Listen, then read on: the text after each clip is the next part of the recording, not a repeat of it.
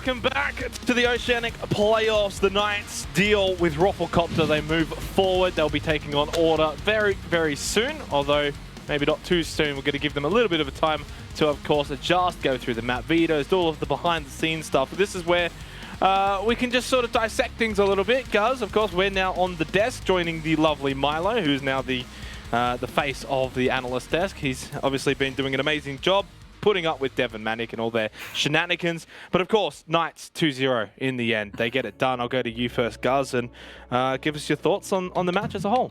Yeah, good to be on the desk. I'm pretty used to carrying Milo in ranks, so good to see he can carry me now here on the analysis desk. But that first matchup, yeah, quite enjoyable. The Knights putting in a really solid performance. We had doubts after their performance in the last play day. We thought that maybe heading into this with the major, that prospect, that maybe, you know, they'd hide some stuff, and rightly, they actually did. But despite that, they stuck to the basics, they got the job done, and Roffle unfortunately get knocked out.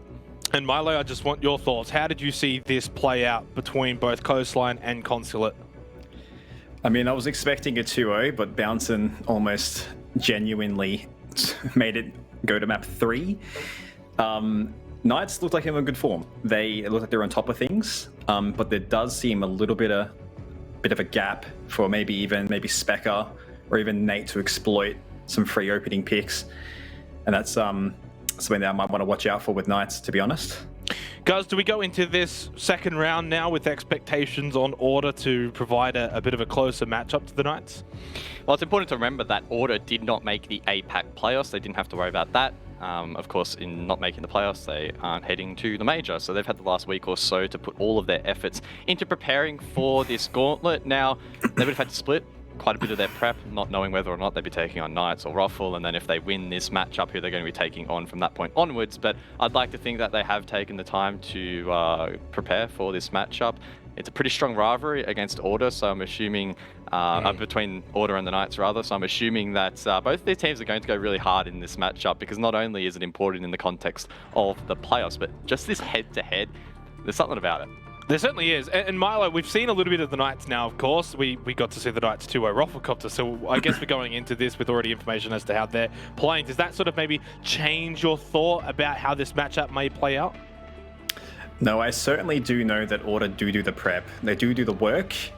They most definitely put in the effort. And it's all a matter of whether they show up on game day. And I think it was recently against IG. I know how much prep they put into that. If they did the same amount, like, this could be a very big game.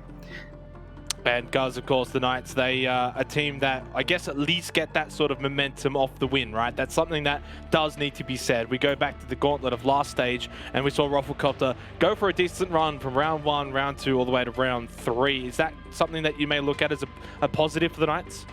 Yeah, well, I guess it's a double-edged sword. The Knights will be warmed up heading into this matchup, but given the strong potential, this could go to 3. There's always that small opportunity, or that small risk rather, that the Knights do get a little bit burnt out. That said, I mean, scrim schedules are pretty set in stone these days. Most teams will be doing sort of a double scrim schedule per day. So, I mean, you should be well prepared for this, especially, again, the Knights, they're heading to the major, so they need to have that sort of endurance to play a lot of matches in one day. So I don't think that's necessarily going to be an issue, and I do think that them putting in a solid performance against Raffle will instill some confidence in them, and they'll be prepped and ready to go. What about Order, though, guys? I think that they're a team coming into this with expectations. They, of course, didn't even make it this far in Stage 1. They got knocked out in the first round of the Gauntlet. Do you expect them to be able to overcome the Knights and push forward? Ooh, it's difficult to say if I expect them to win this matchup, but I know that for Order themselves, they'll go in with that goal. They can't keep making excuses for themselves. It's time that they finally step up in one of these playoffs positions and really try and go the distance. They have the squad. We say it almost every time that it gets brought up, that all 5 of these players are really firing off at the moment. Bailey in particular here in OCN and in APAC as a whole has been really, really strong. A bit of a quiet achiever, if you would, in this region. And then outside of that, again, you just have so many big names that have been around for a really, really long time. So a lot of experience for this roster to lean on. And Milo, for Order, they've been constantly dealing with the inconsistency tag. It's been following them for months, maybe even a year roughly now. Do you think that if they can make a good run of these playoffs and have some success, they can maybe get rid of that tag? I do reckon that they've been on a pretty decent trajectory on improvement. I remember when the team first was created with the new roster with Nico on board, and I think with Joker slotted out for Nate, it just ended up becoming a Nico carry order type dealio.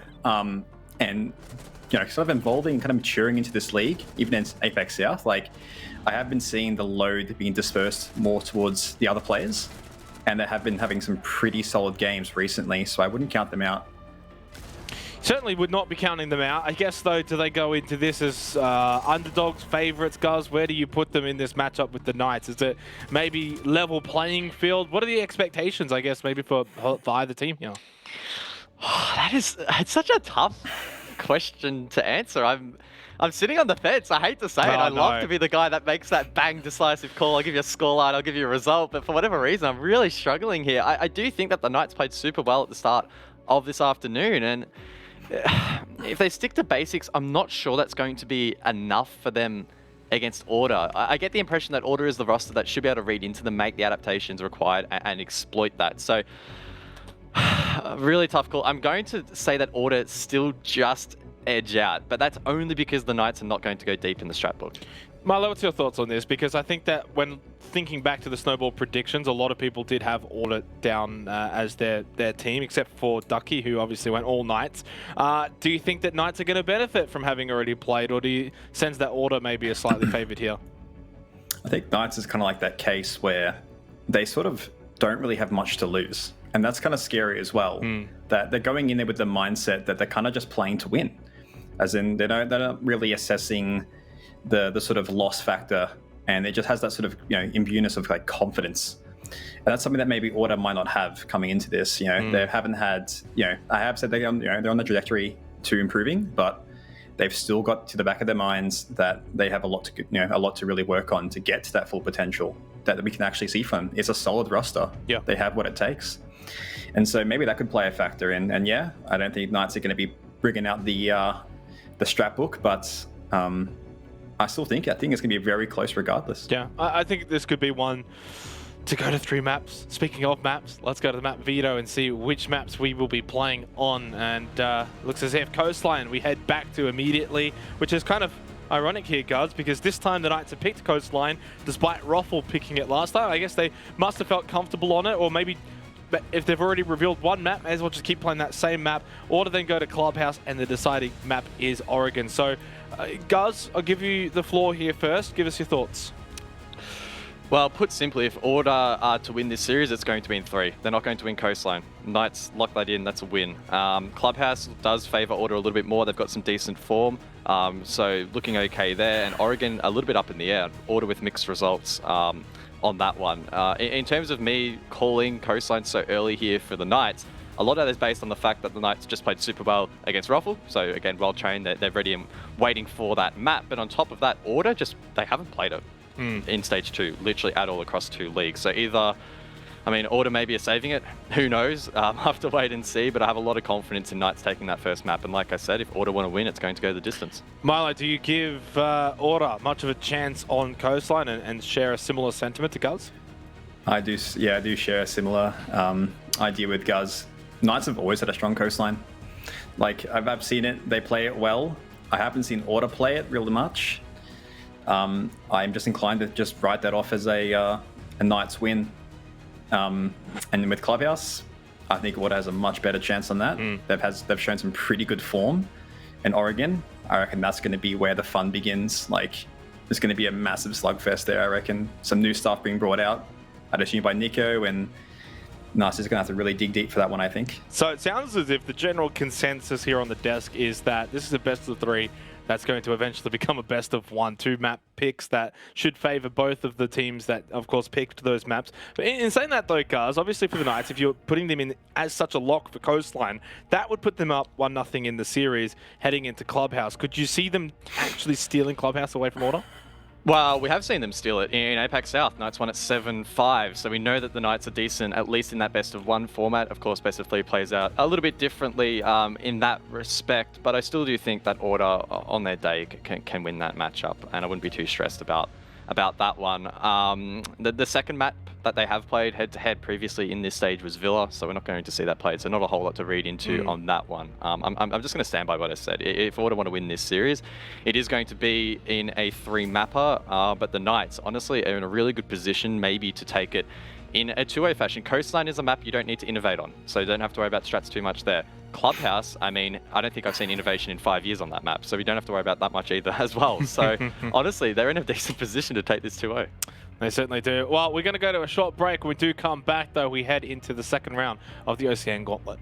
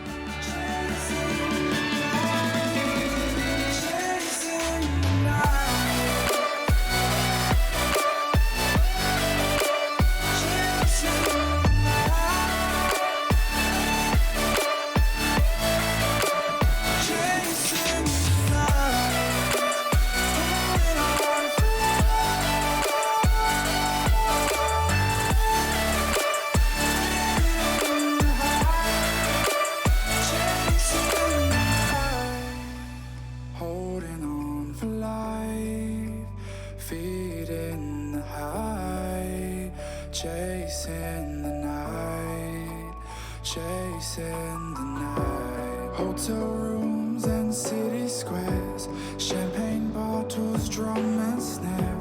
The sights and cities seem to fall away when you stay. Locked in love for a night or two, losing sleep just to get off you. Day to day you wanna stay out, you're chasing the light, holding on for life, feeling the high, chasing the light, chasing the night, chasing the night, chasing the night, holding on for life,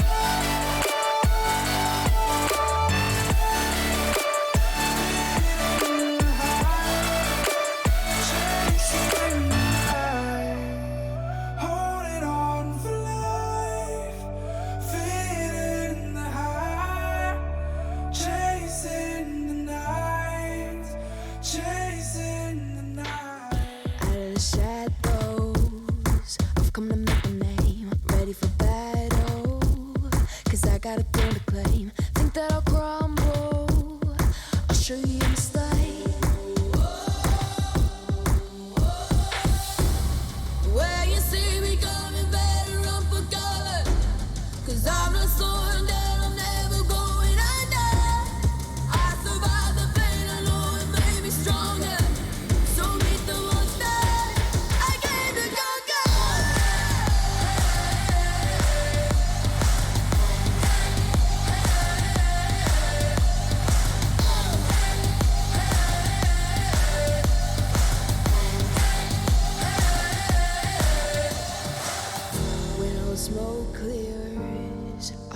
on my feet, forget all of my fears. Cause I know my destiny, I feel a champion waking inside of me.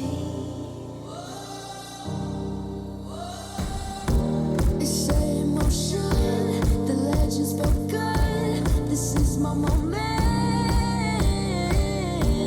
Can't break my focus, know where I'm going. This is my moment. Where you see me coming, better run for cover. Cause I'm not slowing down, I'm never going under. I survived the pain, I know it made me stronger. So meet the monster, I came to conquer.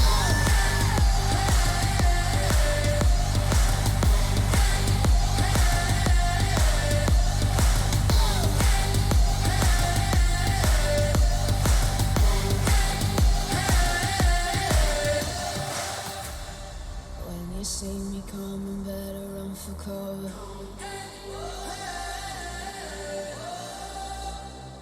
I survived the pain, I know it made me stronger.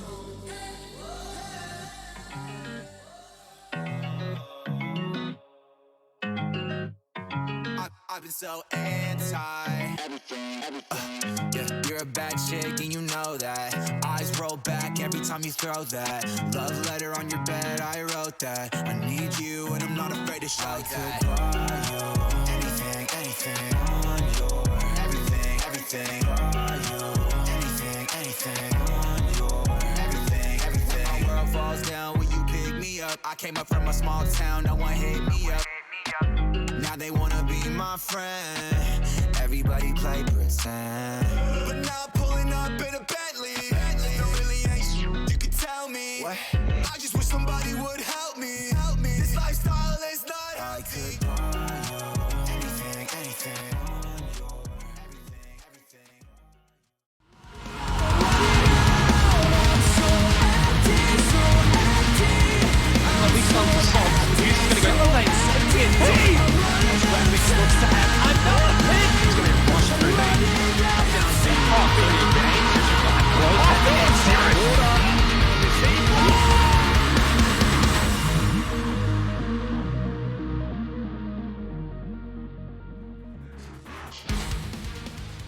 Welcome back to the Oceanic Nationals presented by Samsung. Of course, we've already completed one of our rounds, 3 to go in total, and 1 to go for today. Order versus Knights coming up very, very soon.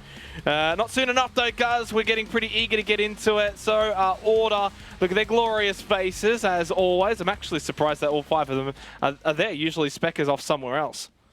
Yeah, Spec is normally off doing a couple hundred push-ups before the game. I mean, Jack Daddy lifting some weights and often eating his dinner, which maybe he's actually remembered to eat before his official tonight. But no, outside of that, looking cool, calm and collected. Milo, what's going through their heads right now from a player's perspective? Is it just waiting to get into the game and just ready to go?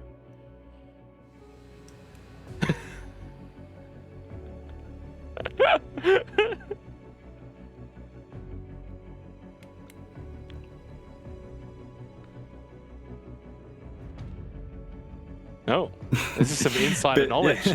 Yeah, a bit of tonsillitis pain, and he doesn't look like he's coping. But the rest of them, apart from Bailey, look like they have a bit of smiles going on. Bailey looks super focused right now, and so that's a problem.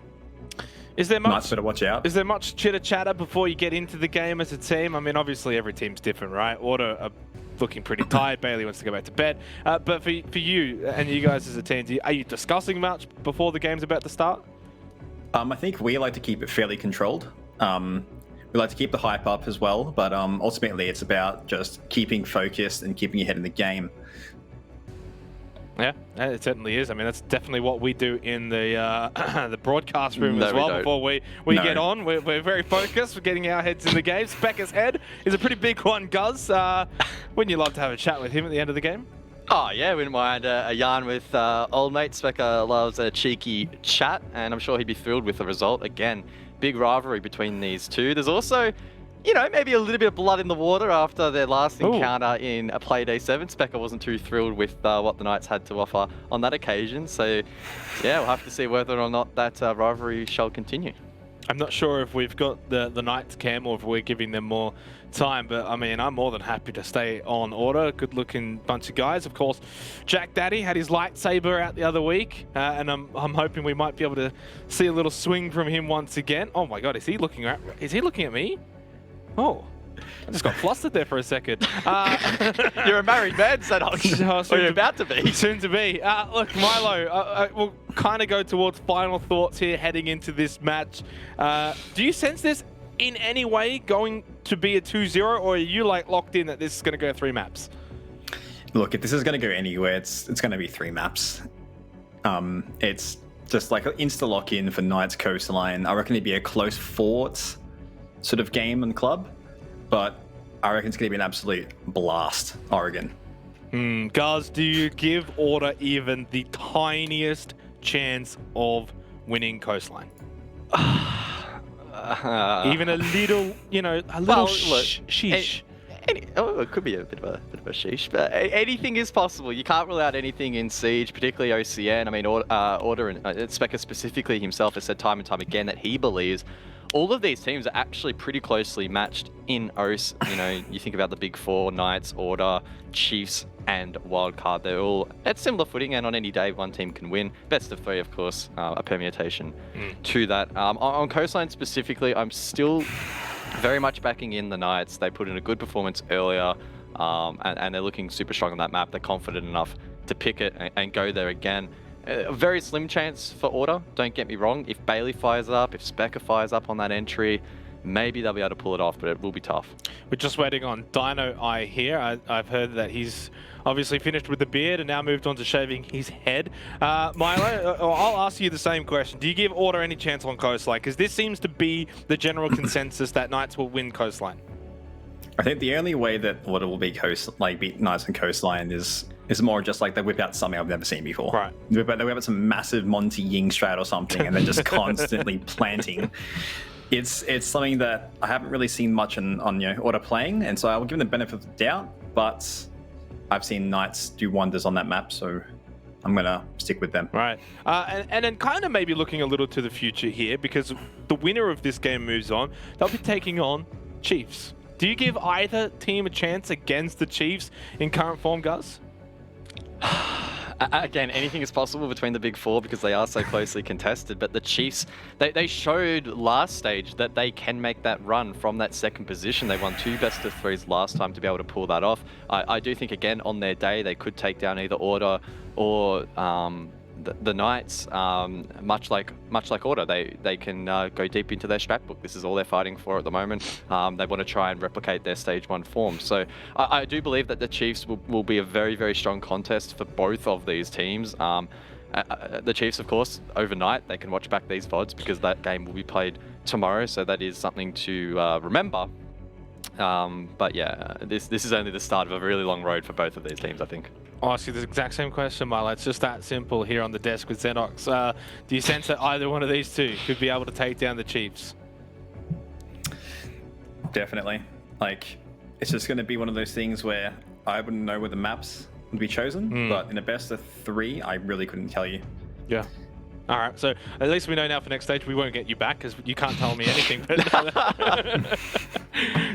That's right. They'll be in the playoffs. They'll be in the playoffs next stage, hopefully. So. Yeah, exactly. There you go. Next stage, maybe we'll have, I don't know, Specker or something. But hey, you had to get the bus treatment at some point. It's just part and parcel.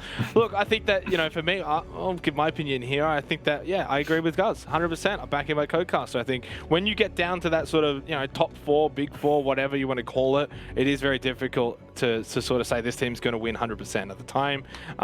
They can all beat each other. And they've all beaten each other as well over the last, 6 months or so. So yeah, it does make it very, very difficult. And it comes down to sort of on the day. And I think this match as well encapsulates that as well, where sure, you get rid of Coastline, but then Order should be able to maybe win Clubhouse, and then Oregon becomes that 50-50. So maybe we should just go straight to Oregon, Guz.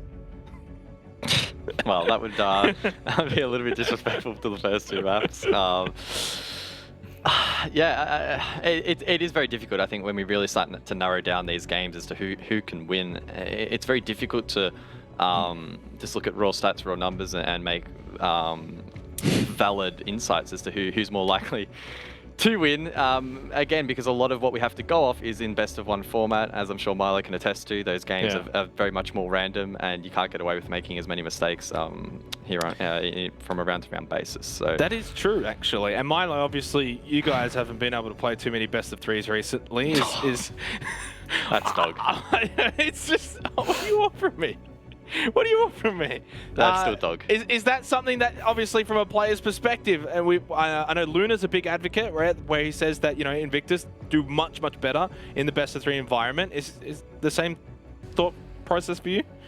Yeah, I would agree, except we'll get fucking... Oh, can't say that. I get clubbed 3 times in a row. Don't worry, you're not the first person to swear on broadcast. Dev has done it before, and he's done an SI. Can't say it, you're can't say right. that. We get one. We get one, so that's it. No more. Yeah, no more for me. Dev won't But be able to talk. given our luck, we'll probably get clubbed 3 times. And so, you know, I reckon we'd start winning best of threes with that. Oh, God. Yeah, maybe. Maybe. I feel like right now, the caster stat could win a best of 3 against Wildcard, but I don't think so, mate. That's a bit too most far. definitely not. There is absolutely no way. Oh, this is going to shambles right now. This is what happens when Dino takes 10 years to get into the game, which it is always Knights every single time. You know what? Order, please get rid of these team so that we don't have any more delays moving forward for the Gauntlet. But as we sort of wind down, and I'm kind of at this point praying and hoping he's almost ready to go. Guz, if you had to get off your fence, which, by the way, that's you. Is this? There we go. Yeah, that's Guz sitting on the fence right there. Ow, that looks like it hurts. It's a pretty sharp fence. If you had to get off the fence, and I don't think I'll be able to have kids anymore. Oh, Jesus. If you had to get off the fence, where are you going? Given how confident I am that the Knights will be able to take coastline based on what we've seen today, and historically we don't have a lot to go for order, I do think that advantage will be significant. The order bring it back though. That's the question that I keep asking myself. I need an answer. Order. The casters are ready. Order 2-1. Stuff it. Let's go. Right, Lock it in. Milo, quick answer. 2-1 order. 2-1 order. I'm going to say 2-1 order as well. And we're going to throw it over to 2 guys who can now fill for the remainder of the time. I mean, I was suggesting that we just come in and podcast with 5 of us, and then all of a sudden they've just... Robert, please unmute in TeamSpeak. Oh, that's right. Roll it again. Yeah, my apologies. No, we don't need to roll it again. I was just saying how I was suggesting that we did a 5-man podcast, but unfortunately that has not really been the case. Look, and now it's just, our turn to fill. I just really enjoyed that Milo broke his broadcast virginity because, you know, yes. we've all been there. No, you know. we haven't actually. No. Well, I definitely have multiple only times. You. So only you, know, Dev. Only you. What can I say? I've been around the block a few times. That you have, and I guess, you know, as it is our turn to fill and give the other boys a bit of a break, we could probably talk about the match from our perspective. Look, whether the viewers like it or not, Dev. I just can't believe that these guys were all in the order 2-1 camp. Like, this is clearly a Knights 2-0. Come on, like. I would agree. I mean, the fact that we're going coastline, that's a sure deal. Like, I'm 100% on the Knights camp. And look, to be honest, I think Knights are just... I think they'll pull something out of the hat in terms of Clubhouse. I mean, Clubhouse isn't really a map that, like, would be outrageous for Knights to win, right? Yep. Like, it's not unheard of. Knights beat Order on Clubhouse, a week ago it was. Yeah. Yeah, almost exactly 9 days ago. So it's totally achievable. And of course, that was a high-stakes game. That was the game that qualified Knights to go to Mexico and locked Order out of the APAC playoffs. So it's not like that wasn't a high-stakes game. So I definitely think we have plenty of reasons to argue that Knights would take this 2-0. You know, I could see Clubhouse being tight because it was tight when they played each other. It was 7-5. So there's a possibility we push on to match 3, which would be Oregon. And while I haven't really gone deep into the stats, I will say Oregon is actually looks overall like a better map for Order from the results I have compared to Knights. You know, in fact, Wildcard, I got one of their only wins of Stage 2 against Knights on Oregon. So, you know, if you lose... Oh, sorry, no, that was a loss from Wildcard. No, that's unfortunate. Never mind. That makes a lot more sense, though. I'm sorry. I know Milo can still hear me. So. Poor Milo. I think Xenox threw in one of the bus enough for all of us before in that final segment before they threw. I think, see, I've figured it out with Xenox, and it's when the fill becomes a bit too much and he starts reaching, that's when he starts throwing people under the bus. That's when the true Xenox shows his appearance and he kind of just goes all out. And to be fair, I start to understand how that is, kind of appropriate when you get to a certain extent. But, some of us are just nice. Some of us, like to be a bit professional with our jobs, Dev. And in doing so, talk about the game at hand and don't waffle like I am right now. But certainly, I can hear him laughing in the background. Oh, that's grouse. That is grouse. But no, let's be serious here. I do think that the Knights are coming into this the favoured team, which, I mean, I had predicted that to begin with. That's what I just thought Knights were going to show up and show us something that we had seen before, which is just the siege that they play, right? When Knights are taking things seriously and when they are focusing on their team, Stage 1, I definitely would have said they are the best team in OCE. Obviously, things have kind of changed since then, but it is scary to think that, even when they play their stock standard siege, they can still beat the majority of teams. Yeah, look, Knights definitely have a lot going for them. I'll admit, I definitely didn't back them in coming into today. I just didn't think that they would necessarily have their head in the game like we saw on the final day of OCN playoffs. They're kind of a bit distracted thinking about Mexico.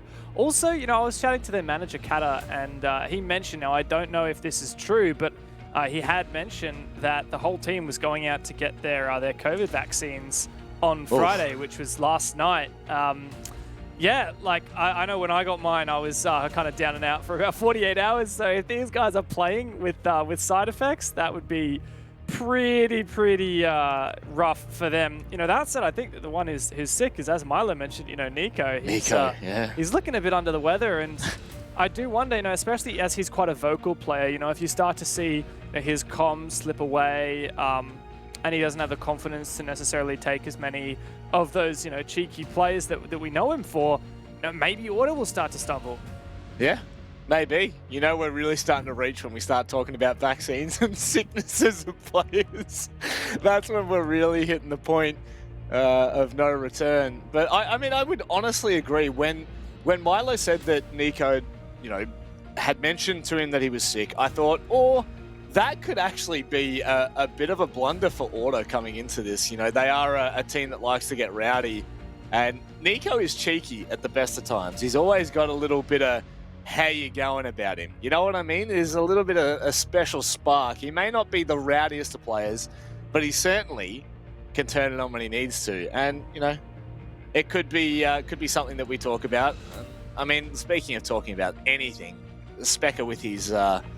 I don't even know what you call that. Is that a hairdo? Is that I feel like that's the 90s style, right? I bet you this is one of those hairstyles where he's going for the just rocked up out of bed look, but it took him 30 minutes to actually get it to look like that. Standing in front of the mirror with 3 different products. It's oh yeah, now this looks supernatural. This looks very realistic. Yeah, just looks like it. Xenox. It looks like Xenox at call time, honestly. Legit, every single time. This is straight up what Xenox's hair looked like when we rocked up at 1 p.m. for our call time today. At 1 Not p.m. even joking. Dare we think about what he will look like at 11 a.m. tomorrow when we've got to get up for that early call time. I mean, we say early call time. Xenox, I don't think, has been up before 1 o'clock since today, I guess. I feel, oh God, he's already having a snooze. He's having a snooze fest. I tell you what, we're all about it here at OCN, ladies and gentlemen. Of course, presented by Samsung. What a product. We got snooze fest, we got hairdos, we got all sorts. And we got commentators that just feel like it's nothing. Yeah, Philharmonic Orchestra out here. Look, I do wonder what Juicy's listening to. He's got Billie Eilish's new album there, just vibing out, having a bit of a snooze. By the way, Billie Eilish, if you want to sponsor us for some music, hit up at DevMarta James on Twitter. Please, yeah, we'd please love do. to. We'd love to get the Billie Eilish track on the pre-show. That'd be fantastic. Yeah, look, she seems to be cool watching YouTube. What? What is that we're doing? He's watching cleaning tires. He's learning how to paint his rims. This is amazing. Why is that a thing? Just gotta kill time somehow, I guess. Oh god. I guess our killing time is watching other people kill time. Is that worse? I really don't know. I don't know what's worse, whether it's us filling time or them filling time, but regardless, we are just but a short minute away from getting in a game, or at least we've been told that for the last 10 minutes. So we are getting a bit delirious here, but you know, it's all about the troopers, and I am curious to see, Dev, how Order go in this, because we have labelled them, we've slapped them with a lot of inconsistencies over the past 2 stages. Yeah. And the given thing with Order is the fact that they just pop off on any given night. There is no real telling what Order will show up, whether it's going to be the destroyer of worlds or, you know, the little cat sitting on the fence. I'm so unaware of what they really have to offer in terms of consistency and showing up every day. Yeah, look, we got Order who beat Invictus 7-3 on Clubhouse and Apex South. You know, the same Invictus that went on to qualify for the major by making a lower bracket run. And, you know, in the same breath, there's the Order that lost to Wildcard in Apex South on Clubhouse 7-3. You know, that's the same map, same league, and no doubt Invictus at the moment is probably a stronger team than Wildcard. And the Order still had like such a distinction between those different results, so they're kind of all over the place, let's be honest. You know, also lost to Chiefs at the start of this OCN season, 7-2 on Clubhouse. So Order have had their fair share of difficulties. And mind you, Clubhouse is their map pick, right? Like, should we get there? You know, that was what they wanted to play. First up, they've got to go to Coastline, which is just not a good map for them whatsoever. They don't have a single win in their last 31 games on overall in, you know, and then looking at Coastline, like they've lost it twice within that. So, and it is their insta-ban from stage 2 so far. So, yeah, look, I think that this map 1 is definitely going to be cut and dried. Like, I don't think, like, if Order are losing really badly on Coastline, I don't think that is going to affect my judgment of this series at all, because I feel like that's just a given at this point. That's fair enough. And we have had word that the Knights are kicking into gear. Nice. Now, what gear it is, I don't know. We could just be getting to first gear. Let's go! Yes! Let's go, That's boys! what I'm talking about. It's Order, it's Knights, it's round 2 of the gauntlet, and it's the OCN playoffs. Let's get into it. Who's gonna go forth and face the Chiefs? Let's find out where the Knights get that rematch, whether they get another crack at the OCN title, or whether Order have got something to say about it. Look at that. Enjoy all, Specker says in the chat. Very polite, as always. We dig into this ban phase. I legit don't recognize Dino. Like, if you told me that Knights had made a roster change, I would be like, yeah, no, who's the new youngin with the glasses? But no, that's the same old Dino. The same old Dino. Just not looking as old nowadays. Just looking about 20 years younger, so some would say. I'm loving these bans, though. This is going to enable a lot of defensive aggression here from both teams. That line ban from Order is what we saw from Knights on map. Well, in the Rufflecopter series, of course, Knights wanting to get rid of that because OJ just popped off on it against Wildcard in OCN. And that Nomad ban as well is just going to enable a lot of aggression, but it kind of works both ways, Rob, because like what we saw on Consulate from Knights earlier today was the fact that they banned out the Nomad and then they just hard-watched a lot of runouts, which means they got a lot of free kills. So it's not just that it obviously enables your own team to get defender aggression, but it means that if you actually dedicate players to watching for those runouts, you're going to get kills for it. And on a map like Consulate, you know, you do have to be careful that you don't lose a player early. You know, like it's such a common map to just see so much defender aggression, and you know, Coastline even more so. More so. Coastline is like, whew.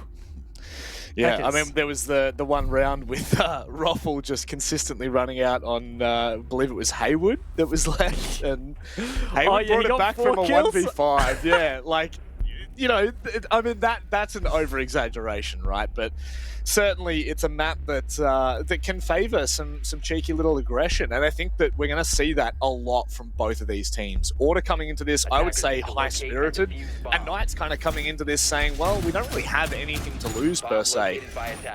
So let's just wait and see what the game unfolds, I guess, because it's sure to be spicy. Nate, Sure no, is. no, Nate. No, No. man. Actually, don't you dare do this to me, bro. Can I say what our producer just said in my ear on broadcast? Yeah, he said, we are going to go to a rehost. We love everyone around us. This is just the greatest start to Oh a my broadcast ever. So bear with us, you know, for another 20 minutes while we get this sorted out. And you can see the players, there's a bit of visible frustration for them as well. What it is, yeah. It is what it is. Look, I am going to get nerdy for a sec and just talk picks, because Please. there was one unusual operator pick there, and it was Nico on the Oryx. Not something we see every day in general, but, you know, on Coastline in particular, he's really good for jumping up those hatches for late flanks. The only thing is I'm a bit surprised he didn't 6-pick into it, because Knights would have then seen it in the reveal phase, and that just means they're going to be extra cautious, you know, watching for those flanks. The thing with Coastline is literally only 2 staircases on the whole map, so once the attackers have the control of that second floor, the only thing they have to do is watch the white stairs and the cool vibe stairs, and they know that no defenders are coming back upstairs. But if you've got an Oryx, you know, you could jump up the Aqua hatch or the Hookah hatch or maybe the luggage hatch, depending on, you know, what map control you have, and maybe go for a flank that way. So if Negro hadn't revealed that, then maybe those flanks would have been, you know, he would slip through them. Maybe Knights wouldn't be watching the hatches, but because he revealed it, Knights are going to be aware. I just feel like may as well have 6-picked into that one for Nico. Yeah. I guess, you know, there are things at work here that my simpleton brain cannot comprehend. It's alright, but you'll get there one day. Maybe, who knows? And you know what? We may get there one day. We may actually get to watch round one day. You just don't know. And coming into Coastline, I think that it's been prefaced enough that this really should be just complete and utter domination from Knights. You know, this should be just a slog. You know, Order should get carded here and Probably. just taken off the face of the earth completely. Now, you know, having said that, you're never going to discredit any team, especially Order, but it just feels as though when this game inevitably does get underway, the first couple of rounds are going to be so important. You know, Order need to make a good statement, and quite early here, because the last thing you want is Knights getting off to a good start on their map pick and just steamrolling through the first half.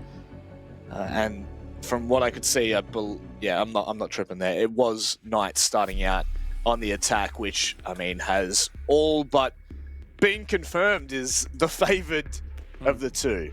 Yeah, and look, they won 3 in a row on their attack against Rufflecopter in the opening of that game earlier today.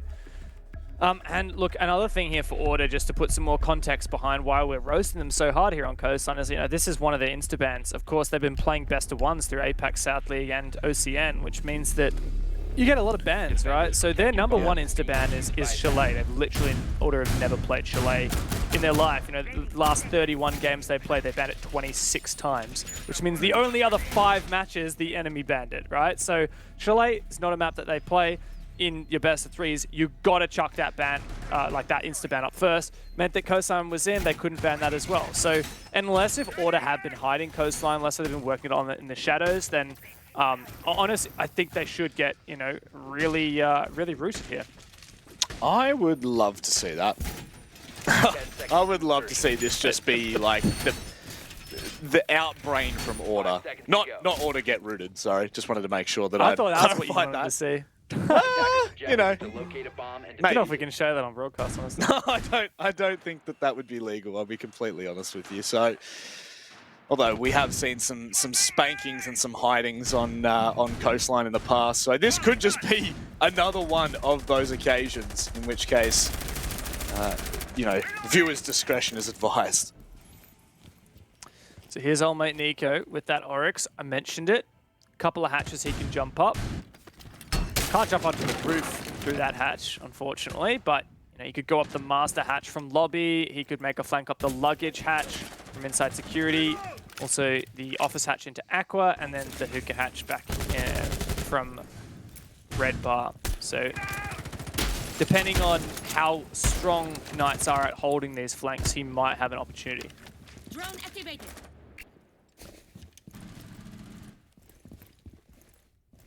As far as we know, he's only really just been spotted on that drone, and no one else has really tried to pressure him here.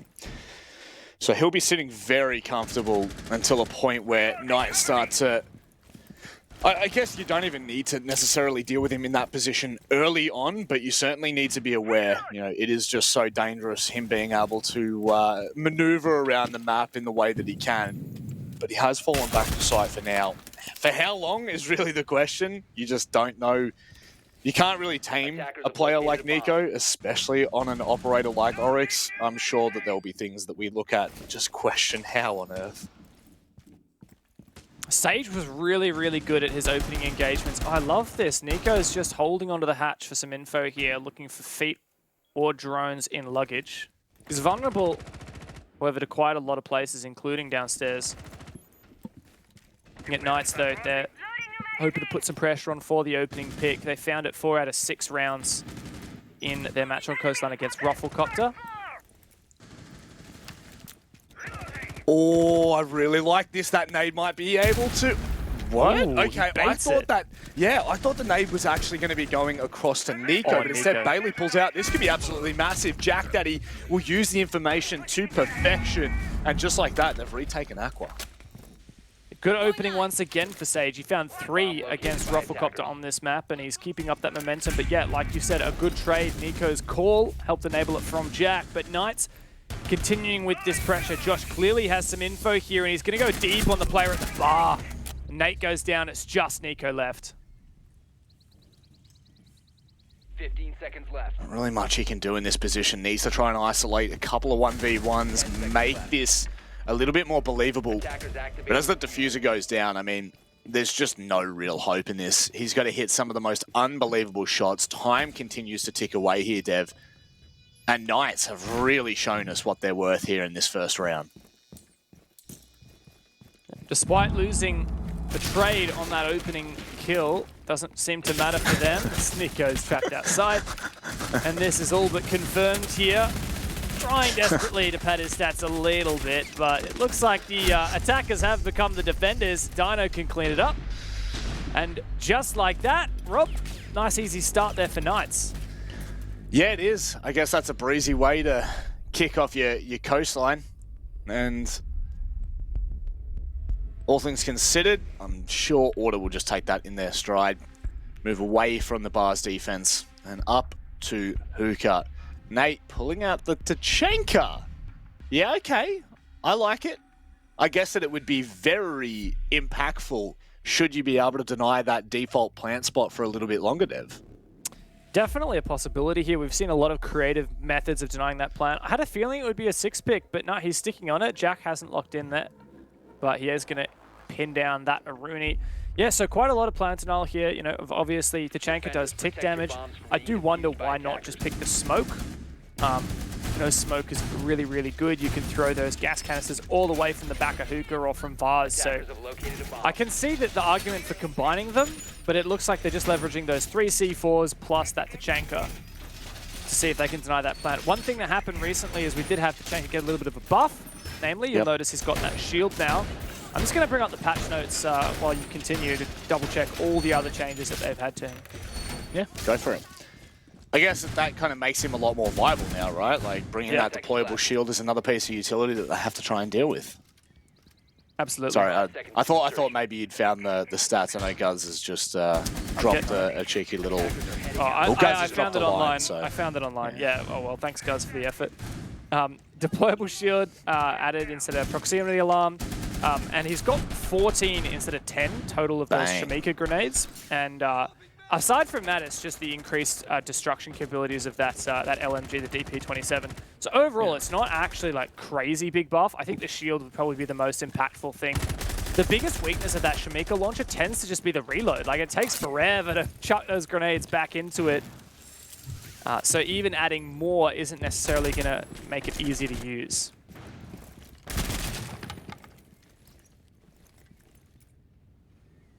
Okay. Oh, Josh just missing a couple of shots there on Nico. Good to see that he's actually running a sight on the goddamn SMG-11 for once.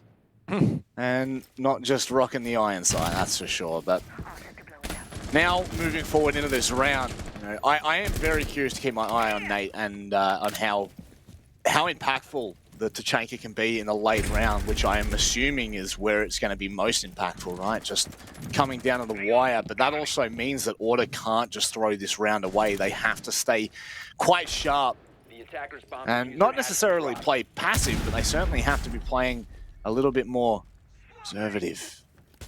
100%, and it does, of course, flip as well back onto Knights. If they are too slow in this attack, and they get caught off just because it comes down to a late execute with strong plan denial from Order, things will definitely be difficult when that execute does come through. We might end up seeing Knights go deep. We saw them try that against Roffelcopter, but they'd had the Ying from Dino when they were doing that earlier today, and they don't have that this time.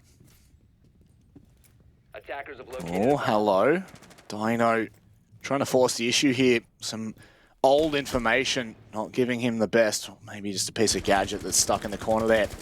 As you can see, Knights really don't have a lot of information. Only 2 drones on the board right now with 1 in the pocket. Juicy, however, finding the kill on the Jack Daddy. I guess it makes it all worth it, and the man advantage make that 2. Oh, man. This is starting to fall to pieces. That C4 could have caught Hayward off. Hang on a second. Hayward's already on site. They've taken complete control, and oh my word.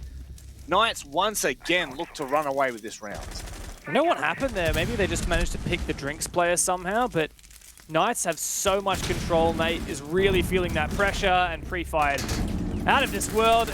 Last man is Bailey. Poor guy just jackal scanned into oblivion, and yep, that shotty will finish the job. Another very convincing round there for Knights. That's 2 on the trot that there hasn't been a single question in. You know, started the round quiet. They get themselves in a position, and unfortunately we didn't catch it that round. But the second they made the call, you know, Hayward was all the way through billiards by the time that we even got to the site. Before we could even see what they were looking to do, what they were aiming to achieve, they had already achieved it, which is just absolutely absurd when you think about, you know, how quickly these players are getting into position and capitalizing. In comes the Ying, which is always a terrifying prospect. I will be completely honest with you, Dev. That horrifies me. Yeah, particularly we saw Dino playing some Ying against Roffelcopter. Really good for clearing out that drinks position on Hookah. And hey, there are a lot of ways you can use it on this kitchen bomb site as well. I'm really interested in that roam clear, and I'm also going to be keeping a keen eye on Nico this round, because if there's any bomb site where having the ability to jump up hatches is powerful on Coastline, it is this bomb site kitchen. Typically, you'll see the attackers try and take control of this top floor, and once they do, they'll likely be getting Vert, you know, opening up the floor with Sage's sledgehammer, the shotgun from Josh, and starting to dislocate those site players. But if they have to do that while constantly worrying not only about the staircase flanks, but also those hatch flanks from Nico, can make things difficult. Is that a bulletproof there? Really like that, actually, from... who was that? Is that Nico? Oh, it's a Banshee. Nico. I was confused. Oh, well. Also like that. Bit of info there if they look to take Sauna. That's the thing, you know. I guess some people would probably sit there and say that, you know, Lucy isn't as impactful now with the Banshees due to the fact that you can shoot them, but they make for a great proximity alarm whilst also putting pressure on the attacking side. You're forced to kind of either pay attention to dismantling it or taking the fight. Speaking of taking the fight here, Bailey just lit up in the slightest fashion. Right now, Knights have a good little established line directly through the theatre that could certainly catch Order off. However, I mean, you're going to hear that sound cue. You're going to know that that line's open. Just being cautious with it is the main thing. Yeah, but like, even if Order are aware of this line of sight, this long cutoff from Juicy, doesn't mean they can do anything about it. No mute jammer defending it means that that will be taken for the attack. And there is still a roamer upstairs. I believe that is Jack. quite aggressive there in theater. He might be able to take one with him. But it actually is Nico who finds this first fight. Jack, lucky to be alive. And as his wall is breached, really, he's just hoping to find some damage before he goes down. Yeah, throwing bodies at it now with the Knights. If they can confirm that kill, it'd be quite large. What just happened there with the pallets? What on earth? I am so confused. Sage getting absolutely lit up from lobby there behind the desk. They do find the kill, but they're still going to be careful. Jack Daddy's in there. Oh, Dino, that is so sharp. A really nice flick. And that quickly turns the tides here for Knights. Look, that was a great crossfire setup by Order. That vertical line from lobby desk and with Jack Daddy as well in the corner. But Knights played it perfectly. Isolated those fights one by one. Now, even once again, after Specker finds that C4 pick, with that Jackal off the board, it's going to be a lot more difficult to get that late round info. Last round, you mentioned Knights were low on drones. This time, they still have quite a few up on the table. Attackers have located a bomb. They're going to have to see if they can manage to cover these flanks while also finding these remaining players. That's the thing with Nico still alive. He is going to be an absolute menace when push comes to shove.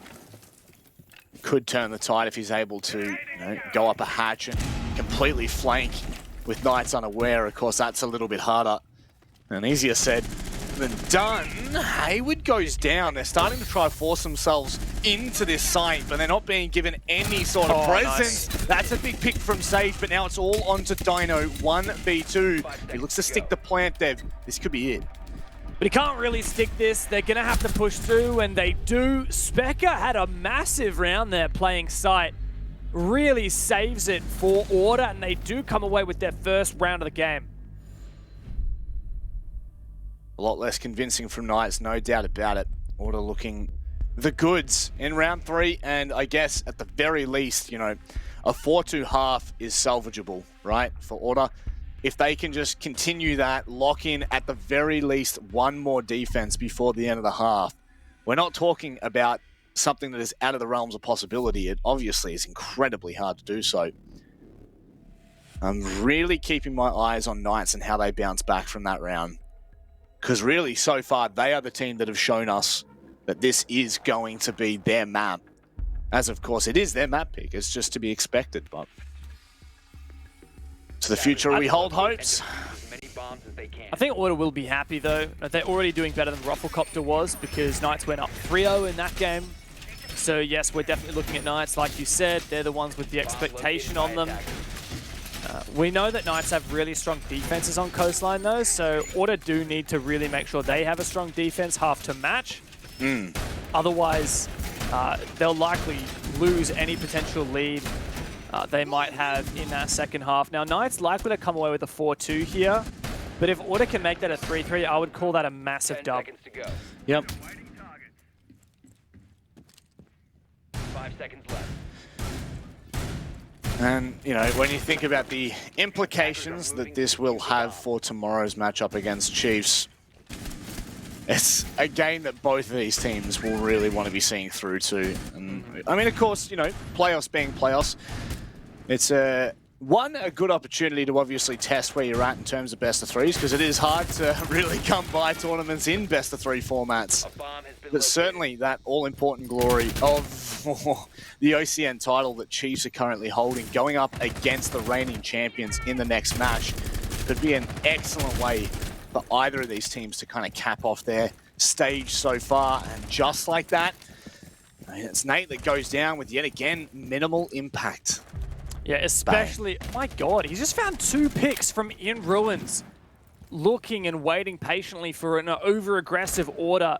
Nate going down is really big. That's all 14 Shamika grenades from Tachanka just out of play. Jack Daddy fortunately had his util down already, but a 5v3 man advantage for Knights, and it looks like this round is once again squarely theirs. I would ask for how long, but I think it's a little more convincing than that. Order knowing what they're like, changing on dimes. This just makes life so much more difficult for Order, forcing players back to site that either aren't on site or are currently on site and need to be moving information now given to Knights. I believe there's still 2 chances to scan the foots. The tracks, I should say. Now, Nico on somewhat of a flank. Oh, they know. Josh seems to know that too well, Dev. Surely there's a drone in bathroom somewhere. They have some kind of info on Nico. Hayward as well, pushing from above. Nico is trying to make a C4 play onto VIP, but it looks like while all that's going down, there's an execute coming through for Dino. The C4 goes out. Oh my god, he is lucky to be alive. He doesn't survive much longer than that. Bit of a bloodbath here as Knights start to enclose, but Order are holding on to that bomb site. They are, and that's really all that matters right now. Nico needs to be cautious, but with Specker going down, the comrade of Nico, it's all left onto the shoulders. You would just have to imagine that Knights crossfires are established and well set up. Does make the cross in to Billiards itself behind bar, but that's pretty much it. Drinks is no safe place when Cool Vibes is around. Yeah, and look, that was probably the most dominant round we've seen so far from Knights. Yeah, there was a flash of a good moment for Order once they were able to deny Dino planting, but didn't last for very long. Once again, Knights showing their proficiency, especially on that Hookah Billiards bomb site. They seemingly had info everywhere, and man, like the op comp that they're playing is just so frustrating to play against, right? Like you've got Hibana, you can breach that VIP angle. You've got the Jackal, for example. We saw how much info Josh was getting from those scans. Really, really abusive. Plus, Dino essentially has enough util on that Ying to just solo execute, which is what he did. So Knights are just bringing a really strong comp into this, and especially since they got those picks early, and particularly because it was the Tachanka that went down, it was just such a breeze for them. That's, you know, it's really unfortunate because we haven't seen what Nate is trying to achieve on the Tachanka in either round. You know, we've seen the story it of Tachanka, man. Literally. That is just, that is Tachanka in a nutshell. Yeah. It's almost the Tachanka curse, you could call it, because the fact that Nate has hard-picked onto the Tachanka twice, and both rounds, well, the first round, the rest of his team crumbled around him, and in the second round, he was the first to go. I would love to see it. I just want to see what they're trying to achieve and how they're trying to do it. Nico, what are you doing? Oh, I've seen this before, Dev. Oh, it's so gross, isn't it? I hate it. I hate it. Was it you that we saw that on? Like it was, I think we were playing a ranked match and someone did that to you. Was that you? I probably, honestly, knowing my luck. Yeah. It's disgusting. Actually, I feel like that was Sky. I very rarely spawn there. It was Guz Guz. has just said it was Guz. Yeah, nah. Oh, here we go. Early engagement, surely. That's a bit of a freebie there for the Knights. Nice attempt at a refrag with that pre-fire through the wall, but yeah, Nico just completely caught off guard. And this is once again, like, Nice just really, really good at punishing any kind of aggression here on Coastline. They did it against Rufflecopter. They're doing it more here, and like, there's the story continues, right? Like, there were literally 2 players headshotting Specker at the same time as he ran out. It's just clean. It's really clean from the Knights. And again, I mean, please, you know, prove me wrong, but it just doesn't, nothing that Knights are doing seems overly complicated. They're not doing convoluted strats that are, you know, incredibly hard to dismantle. But what they're doing is just clinical. They're just showing us how you can play this game without overcomplicating things. And Jack Daddy right now might be next up on the chopping block. Dino, they are really starting to make a nuisance here. Oh my god. Yeah, what can you say about this? This is Knights returning to form. Coastline is their domain. Rufflecopter were punished when they picked it against the Knights, and here Order are just absolutely speechless.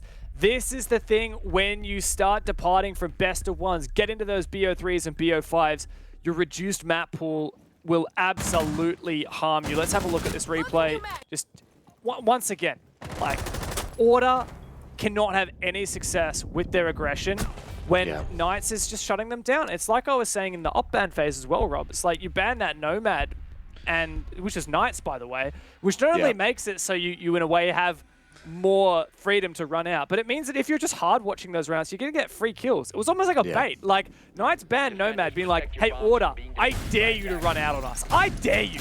and we're going to be watching. I mean, you did call it. The second you saw that ban, you'd mentioned the Consulate game that we saw earlier, and it really is just showing itself in its full light. And I tell you what, it's pretty ugly for the defensive side. And I have absolutely no doubt that coming into the second half, Knights will probably abuse the fact that there is no Nomad, right? It will just be a peak fest. We'll wait and see, though. Because right now, they are really starting to steam away. I mean, just... I hate to point out the KDA, but Specker being the only one over 2 kills on Order's team 6 rounds in, it's pretty devastating. Yeah, look, Order can salvage this. A 2-4 for them would be passable. It's what Rufflecopter managed to get, but Rufflecopter really struggled on their attacks. Knights had some really good attacks. We'll say, though, like with Thatcher in, if Order are good at using that on their attacks, they could definitely, I think, counter some of these setups that we saw from Knights earlier today, especially considering, like, Order were probably just sitting back and watching the Knights game, so they would know all of their coastline strats. And, for one, there was a strat very similar to what Order's doing right now with this Mute Jammer, which denies the Hibana on the long angle. Like, we saw Knights doing this, and if Thatcher was being played here by Knights, like, that's just an easy counter. I know. Looking for the initial peak. Not going to be given anything for it just yet. As now setting back up, I mean, Order just need to be a little bit cautious. We saw Knights throw bodies at this in the previous round. Not afraid to take this kind of fight. And learning from their previous lesson, I'm sure that they've adapted to what they're going to do here. But a minute 40, and love that from Juicy. Yep. Don't make yourself fully known. Just go for a cheeky little prone in. And once again, how? Knights again punishing Order. I think Specker just clearly unaware. And what's the concerning part here, Rob, is the fact that Specker was really the highlight player, the main reason why Order won their kitchen defense last time. Like, this is the only bomb site Order have won, and they won it because they found the early C4. Specker found like a 2K or 3K on site. Yeah. Well, maybe Nate might be the saving grace here, finding that kill onto Josh, who, by the way, really coming to his own in stage 2 once more. And slowly and surely, Order trying to tidy up this defense, trying everything in the book. A 5-1 half. I mean, it's attacking sided, but that would be absolutely devastating, which is exactly what Knights are going for.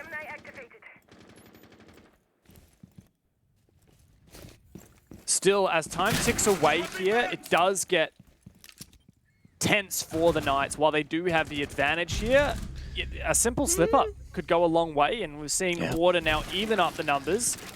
And Knights are going to have to go for this execute with 20 seconds left from the kitchen side. It's big from Hayward, though, finding that kill. I believe that was out nearly into lobby there. What's the decision? Hayward's going to have to make himself known. Thought that was Bailey. Oh my God, a triple kill. That may well have just secured the round. Surely there is no time left for Hayward to claw this back. Bailey plays massively for Order and saves the half 4-2.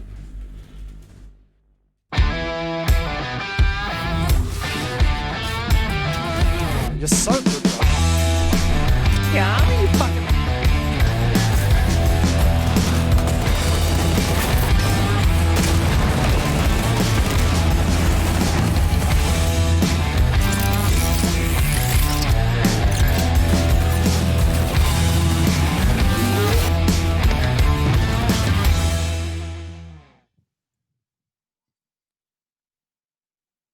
Well, all things considered, Order have fought hard enough to bring it back into the realm of possibility, but they still need to secure this, Dev. They still need to get their attacks right, which coming up against Knights could be somewhat of a difficult challenge.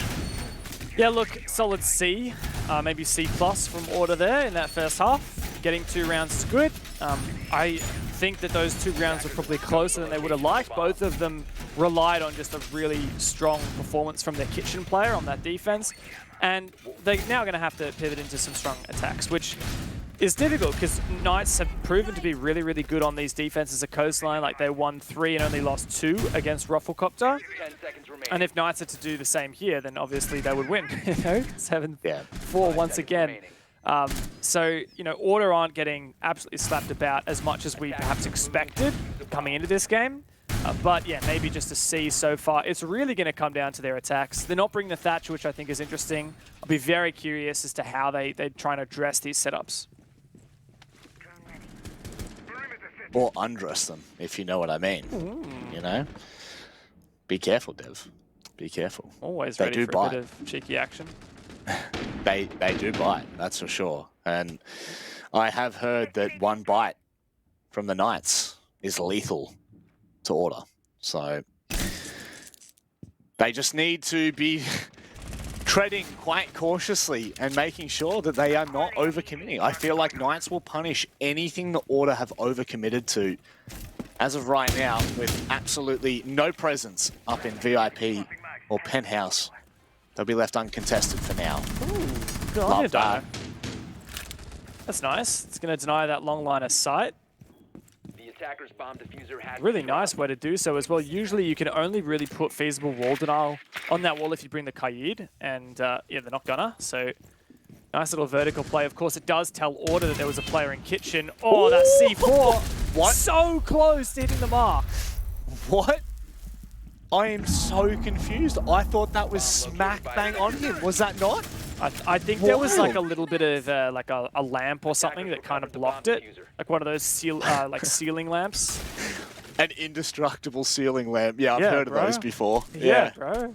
They Just- they make those in Russia, and they just like whew, Just made out of pure Kevlar, apparently. it's it. Yeah, Cost, $2,000 a pop, but they're worth it for moments like that. Exactly. When you just, you don't want to walk into an unknown C4. Dino still peeking this. I do love this kind of thing. And it's gonna get that naded. nade, yeah, surely. must have got chewed Oh. up by an ADS. Oh, I'm so disappointed. There is no Jaeger actually, so maybe a magnet perhaps. We do have Knights on the back foot now, Rob, and while we were hyping them up quite a bit, this is a really strong start here for Order. Could come down to some pivotal gunfights, and the first one may well be here with Hayward. Oh my god. Oh, he does get it. Chases down Nate, just barely sees the pixel. And audio call on the C4 doesn't get anything. All these Order players are really bunched up. Bunching like bananas, they're going to send it into billiards and take control, forcing their way into hookah. Knights have no response, and Order absolutely dominate, if not for Hayward, goodness me. I mean, hey, I see a world, he finds that knife and it's on, but it's not. Good old-fashioned knife battle. Nice way to end it there for Specker. He certainly stepped up that round. And hey, look, another case of just Coastline going the way of the attackers because they find some early picks and those picks aren't traded back. Another 5v3 round. I feel like if I was keeping track of how many 5v3 rounds were going on Coastline, it'd just blow any other map out of the water.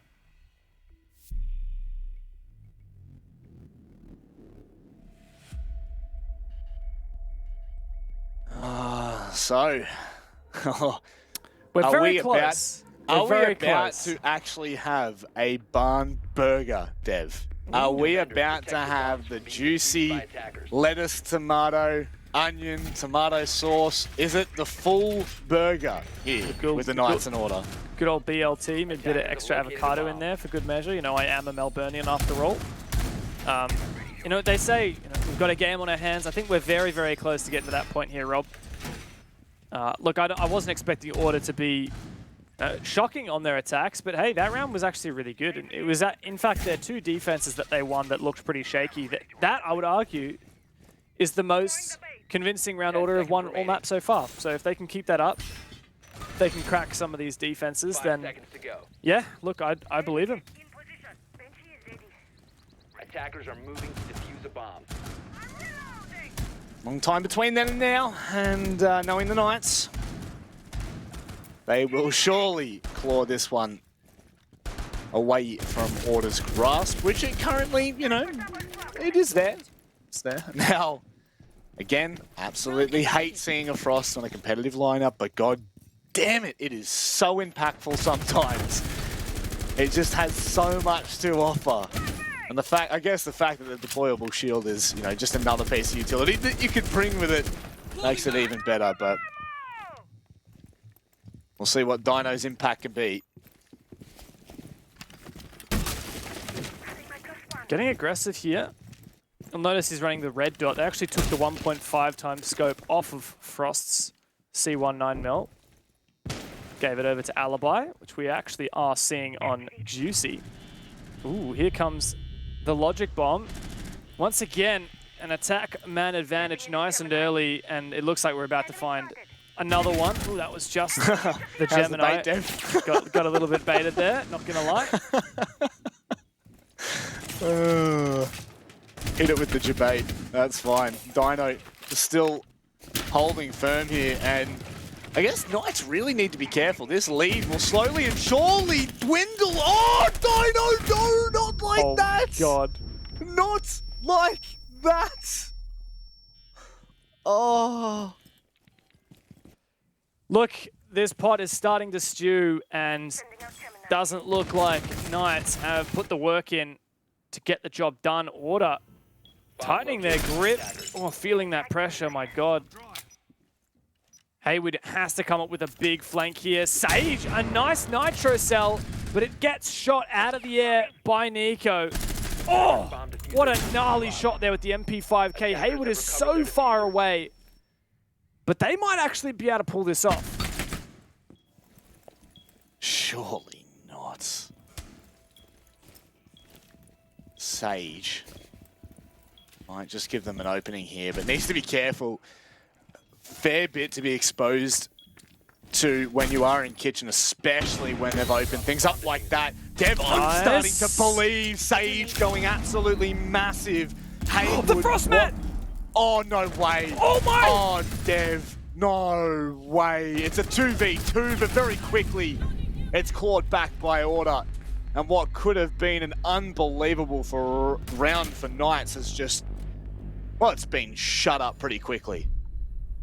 Very, very narrow there. A solid effort from Sage there in particular on site. Haywood as well. But yeah, Order, look, I respect the way that they handled that. They did let the time tick away quite a lot, but that was because they were trying to be thorough. They were trying to drone out these players as much as possible.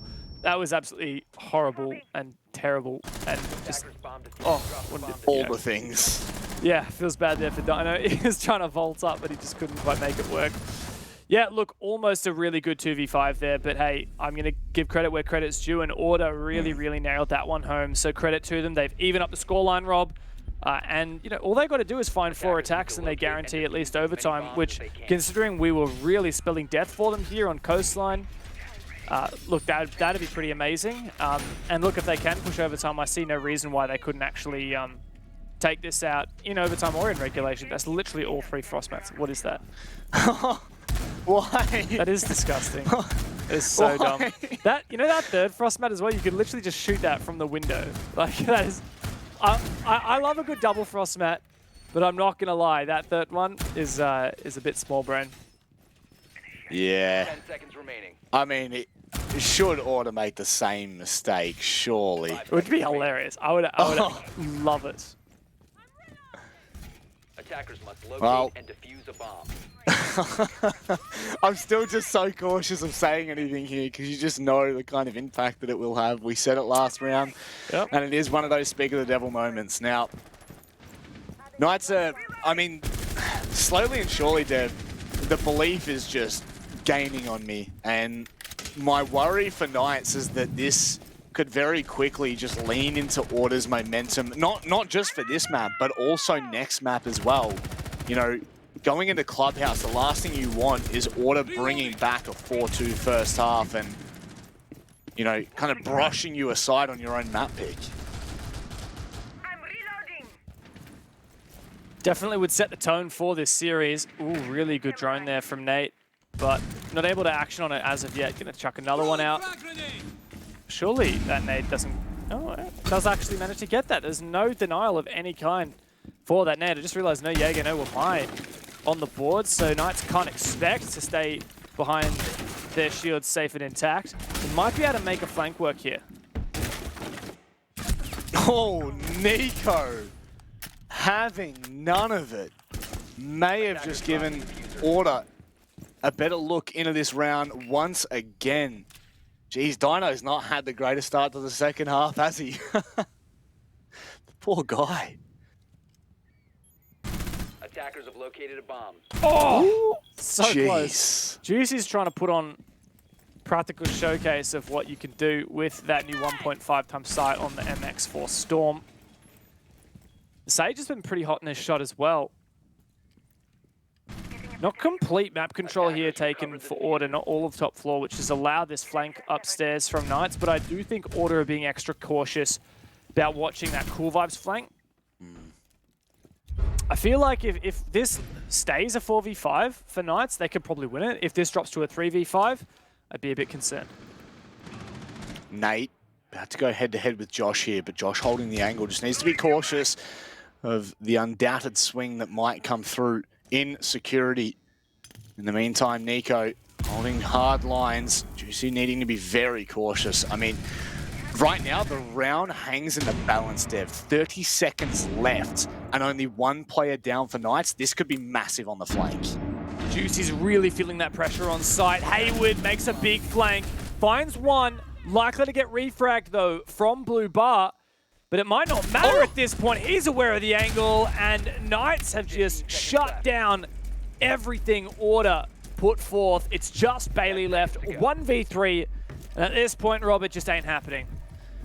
5 seconds left. No belief whatsoever. Oh, yes, Frostmat, yes! Oh, gotta let him in. Oh, they shot the damn. Frostmats out. Yeah, I got Shame. so excited for a second there. But, you know, denying them not only sight, but also the building access, I guess, is huge from Knights. But that flank, I mean, you know, maybe the round still pops off with Juicy holding anchor on site. Maybe he can do enough to hold things out.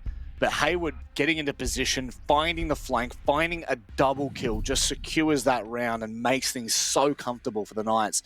We do head back to hookah and billiards, which Order kind of absolutely steamrolled, I'm not going to lie. When they decided to push, Knights were left with no option but to try and take the fights. And, well, if a game is about winning your ones, they lost it.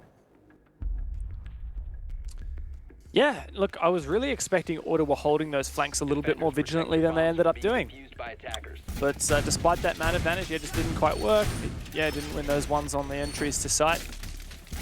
So that's a good round for Knights, and it has shown us that they have a little bit more gas left in the tank here on their defensive side. But we do go back to hookah now. Now, they only gave that one shot before moving to kitchen. And look, if I recall, this was just a pretty cut and dried Order, just kind of establish that man advantage and just work forward from there. They had one player VIP and just really hard stacked the Aqua execute. What is this setup though? It looks like they're... Is that going to be some like magnets in Aqua? Okay. Yeah, look. Not a fan? I mean, it's no biggie. It's nothing to write home about. This is pretty standard from Knights, like nothing crazy. I guess it's more about how they actively play this, whether they can get a C4 kill early round, because I know that's what they were trying to do previously around VIP. Dino, you sweat lord. I hate that. I absolutely hate that. Like when you die to that, you're like, oh my god. It's, yeah. Boy, if he'd held it long enough, I think, yeah, Nate would have just walked directly, or at least close to the line. So, actually, yeah. Oh, it's so unlucky for Dino. That's okay. Be like that. It do really be like that. Siege do be timing quite often, actually. Now, this defense for Knights, should they follow any kind of suit from last round, they will be absolutely laughing. I mean, how much control they really had still with the time left. This time, Order will get to work nice and early. It doesn't look like anyone's going to be able to deny the Habana pellets just yet, or at least Dino's not going to show him and reveal himself as of yet. Doesn't look like he has any info either, so just blind C4. Hayward does find the lead off. This is a big flank from him. all the way up in the theater hallway. He's going to take this fight once again, and he gets it. Wow. 2-1s that Hayward manages to win, and suddenly the order is just absolutely chaos. Now, Bailey can get the eventual refrag, but that's far too little, far too late. And having said that, you know, a minute 10, a minute 15 still left for them to work with. They now have control of that eastern side. However, what information they have moving forward, you would really be unsure of. But Bailey on the Gemini just giving so much information all the way from security and deep into Aqua. I actually really like this from Sage. This could be devastating for Order to try and deal with. Very interesting setup. What a pre-fire through the briefcase. Makes Bailey's life brief. And the nade that he dropped kills Nico. It's all on Nate now in the 1-on-3 once again. But Rob, I think we're going to Knight's match point. Took long enough, you'd say. The way that Knights have performed today, they still have not lost a match and are not looking like doing so anytime soon. Nate going for the Hail Mary. He's brought it back into a 1 versus 2. Don't you dare. He's still got an opportunity. Diffuser all the way in Aqua, but Sage says no. And Knights, they are storming to a victory here in map 1. Yep. Match point does tend to creep up on you, doesn't it, Rob? You know, that 4-2 half met then with Order coming back with 2 rounds made us feel like this was going to be a tight contest, but it may end up just being the same 7-4 we saw on the previous match with Rufflecopter. I will say, like, Order really don't... They're not very vigilant with their map control. Like, they just didn't have control of Theater Hallway. Like, Hayward was just sitting like kind of on white stairs for so long, and they took control of VIP and Penthouse, but just didn't clear him out and didn't even avidly watch his flank. A simple 90 drone would have at least been aware of him, but not quite good enough there from Order, unfortunately. And I will just briefly touch on that. It was a pretty cool setup. I didn't quite notice it fully in the prep phase, but yeah, Sage had actually like a deployable shield with that rotate in Aqua. Cool little setup. Like, I don't think it's going to win you a round necessarily. It's not like a setup that's impossible to deal with, but you know, it gave him one gunfight, and then fortunately for him, that dropped Bailey's live nade right at Nico's feet. Yep. I guess that's why we see the magnets earlier on, and we were kind of a little bit not so much questioning, but certainly we're interested by the placement, and I guess that really solved our mystery there. Thanks, Scooby-Doo. Now, final round is oh so important for Knights here. The last thing you want to be doing is seeing round 12, or even seeing, you know, worst case, seeing overtime. You don't want to allow Order back into this game. Currently, a 2-2 half from Order, you know, I think Order would be pretty happy with the way that they've performed. I definitely don't think this has been a stomp by any means. And oh, not again. No. Oh my God. That's just got to be so tilting. I didn't realize he could get the long angle as well. Pretty disgusting. Surely he doesn't win this. Josh! He's been on fire all day long, and he's happy to continue this aggression. Nate is one bullet from death, but he does have good info. So he takes down Josh, at least trading back that opening. Rotating back around here, Hayward not happy to try and stick the trade. And you know, that, to be fair, that's Bailey off the board. Bailey has been quite a big player for Order, not just in this game, but all stage long. APAC South, OCN, doesn't matter. He has really been turning things up for that roster. And him going down in what could potentially be the final round with no impact whatsoever is massive. No Gemini to search for information like they did in the previous round. They are stuck and now have to try to play for this in a 4 versus 4. Yeah, and look, Knights know exactly how to play this, and that's play passive, force Order to make the first move. Don't give up that man advantage. Is that a... Surely that player's in security, not in courtyard. A bit hard to tell. I thought that Nico was staring straight at him and he was just sitting in courtyard like a little rat, but nope. Sitting in security like a little rat. Yep. Is it any better? It's a little bit better, I think. Like if you're sitting in courtyard, you got to be a pretty brave soul. Now, what is also really important right now is the fact that we have seen the track stingers being thrown. that. No, just shut up. Oh, just shut up. Why? They just don't give a damn, Dev. They are really starting to shine here, regardless of how complicated, simple. They make things, they just find a way. And Knights 4-3 up, 30 seconds left. Dev, this has to be map 1 in Knights' pocket. Order's got to show what they've got here. They did a bit of good damage. That's a nice long shot there from Specker. But Haywood, once again, ever the man of the hour, looks for a flank. As Jack Daddy starts to send it. He does a bit of damage there, taking down Sage, but Haywood has this control above. Now, Order have the man advantage here, Rob, but the positions are not there, and Haywood might be able to do even more. Pushing down the cool upstairs. We go into red time. Dino tries to push forward, and he can take down Specker. Jack planted, and now has got to cover, but it's going to be so difficult in the 1v2 to make this work. At least he's got the one reinforced wall. So many times we see both just unreinforced. It makes things a little bit more difficult to get into, but at least he's got something to play behind, some protection. He holds firm. 3 flashes in the pocket to use. The first swings. He'll take him down, but he can't see the feet. And that might have been a really crisp shot. But Haywood, he deals with it. And in doing so, secures map number 1 in this best of 3 against Order. What an excellent start here for the Knights. On their map pick, they do away with Order, who made it look close, but not close enough. Knights, 7-4, same as what they did to Ruffle.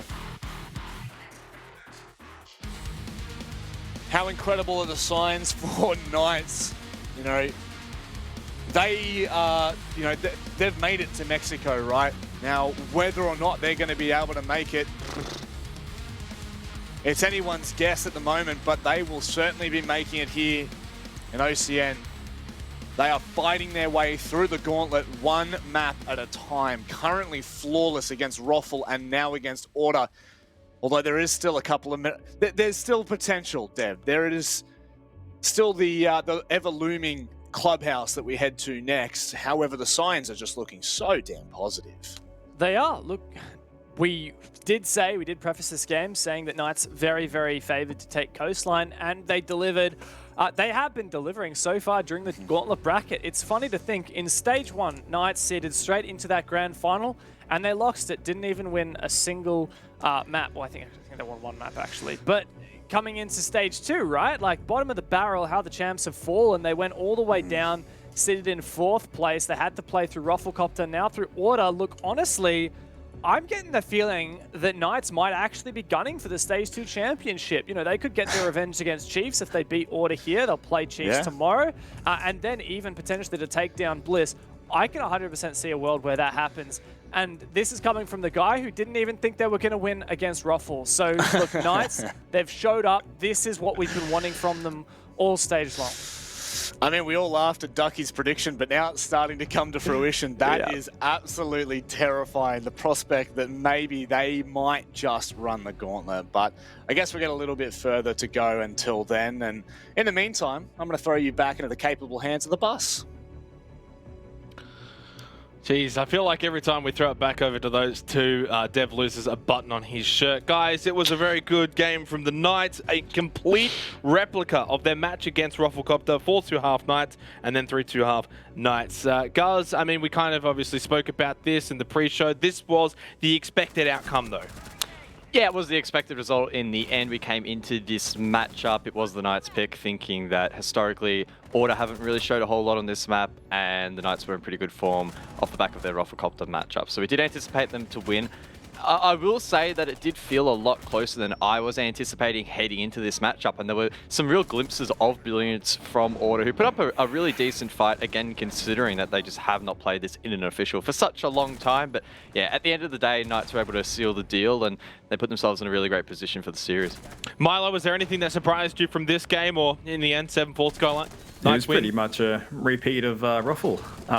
They shut down the aggression, they took things slow, and I mean, yeah, Order brought out some, I would say, some interesting things, and they got a few rounds, but yeah, it's kind of expected.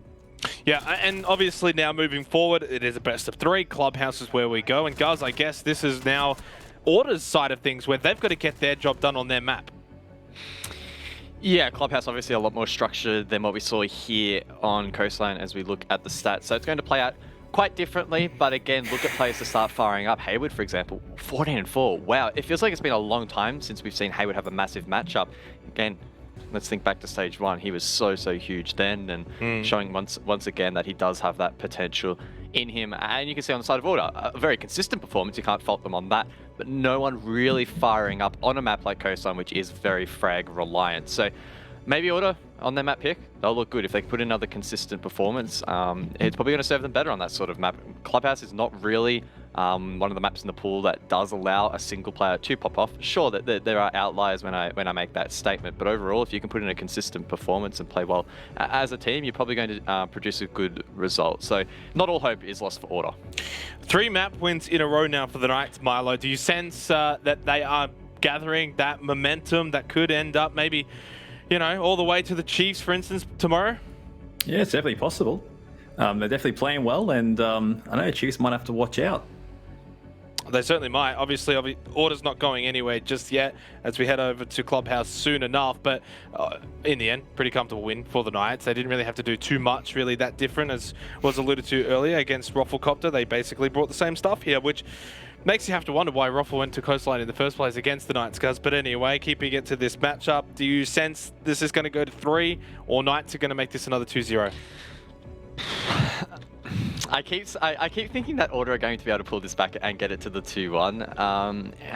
Clubhouse is just such an intriguing map to think about, right? Because as I mentioned earlier, it's a map that has seen actually from Order, funnily enough, a little bit of innovation. I mean, CCTV is one objective that comes to mind, but overall, it is the map that is the most stagnant at the moment in the pool. I'm sure Milo can attest to the fact that you basically see the same thing every single round, and it comes down to the macro execution of those rounds. So I do expect Order to put up a good fight, but if Knights continue to play stock standard Siege really well, which they have so far, I mean, honestly, maybe I'm going to have to flip-flop and say that there's an opportunity for them to snatch it 2-0.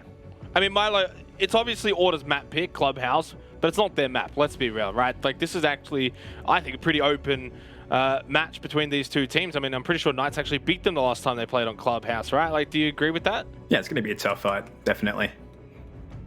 Yeah, I mean, do you want to maybe Made a few words, jeez. Yeah. Wait, why is it going to be a tough fight? Okay, I just think that, you know, Knights, they've got the momentum right now. It might be Order's pick, but, you know, at the moment we're kind of seeing more of like a nerfed Order.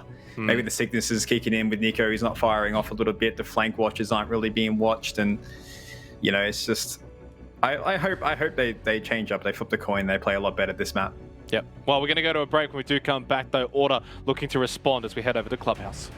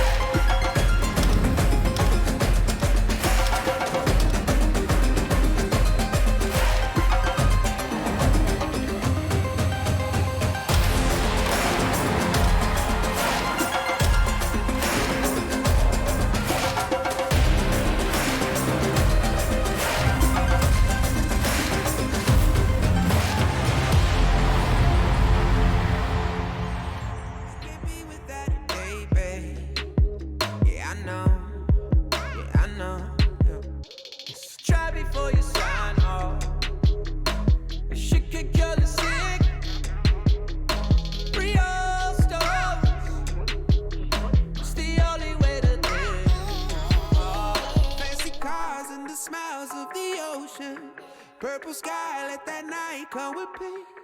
Anywhere you wanna be. Anywhere you wanna be. Yeah. Hold up your sign, though. They ain't count on that. They ain't count on that. They ain't count on that. Show what you gon' do. They don't want all that. They don't want all that. They don't want all that.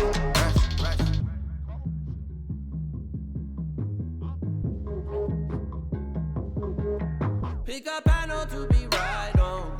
Yeah. 'Cause no one really gives. Don't look back, I'll keep your eyes on. Long ago.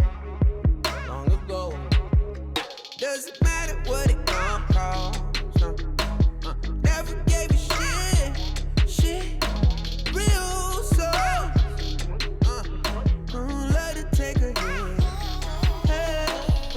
Who's getting high on emotion? Look around. People fight all their life for some peace. Yeah. Look around. Fancy cars and the smiles of the ocean. Purple sky, let that night come with peace.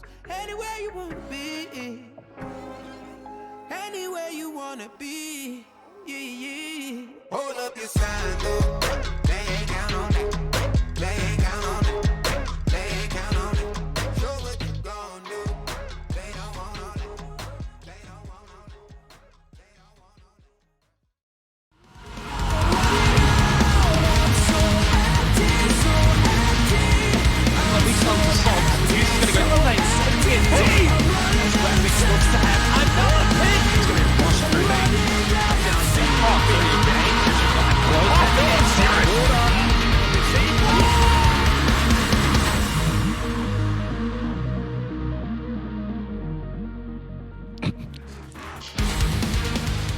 Welcome back, ladies and gentlemen, here for the OCN playoffs. We are halfway through the Order versus Knights matchup. Knights have made it 3 maps in a row here for the Gauntlet run. They are up 1-0 in this best of 3, guys, as we head over to Clubhouse soon. Of course, Order's map pick, but Guz, it doesn't necessarily mean it's their map. No, because funnily enough, the last time these two took place a head-to-head on Clubhouse, it was Knights to get that dub over the board, 7-5. So, you know, a little bit of a worrying sign there for Order, but again, that was in a best-of-1 format, so can't read into it too much. Is there a bit different? Oh, bit different. Is there a bit of a difference here, Milo, now that it's a best of 3 heading over to this Clubhouse and it's not a best of 1, or is it basically the same thing? Look, you know, hope there's more time for preparation and stuff, but we got to hope that, you know, that in spite of it being their pick, that they actually really knuckle down for this map. Because, yeah, Knights seem to be on a bit of a tear right now, and they've got to stop that momentum coming through. Right, well, I'm sensing we're going to go to 3 maps. I'm sensing we're going to go to Oregon. So what we're going to also do is go over to the caster so they can bring you this wonderful game. Well, I guess there was no compliment, but there also wasn't like any kind of harsh comments to us, Dev. So I can't complain. I don't have high expectations anymore with Xenox. No, you know what? We'll say he hosts. He does. He does the hosting. He does the hosting, so that's all that matters. But as we lean into Clubhouse here, Dev, last time these two teams faced off, 7-5 win to Knights. The following night, a 7-1 victory to Order. This is what we're here for. Knights are one step closer to booking their place against Chiefs tomorrow. That may decide who is going to the grand final against Bliss. It's all quite convoluted. It's all a little bit complicated, but we're getting there. I have absolutely no doubt that Knights would love a grand final rematch against Chiefs in this game that they will play if they beat Order here, but I know that Order want a rematch. They were a bit insulted by the way that Knights played on Villa in their final game of OCN. Like you said, these teams played on Clubhouse and APAC South, 7-5 to Knights. The day after they play in OCN on Villa, 7-1 to Order, and Specker was not happy. He didn't think that Knights were on their game, and he wanted to play the real Knights. Well, you've got a taste of it now, but Order are fighting from behind, 1 map down. As we get into the ban phase, Maverick left in, Thatcher is out, as is the Flores. So we're going to see a lot of that Mav picked, no doubt. Mav and Hibana likely potentially seeing that Thermite creeping in. No, depends on how they want to play it. Probably just, I mean, I think Mav and Hibana are the way to go, personally. I'm a bit of an enthusiast of that combo on this map. Kind of intrigued that there's no hard breacher bans at all.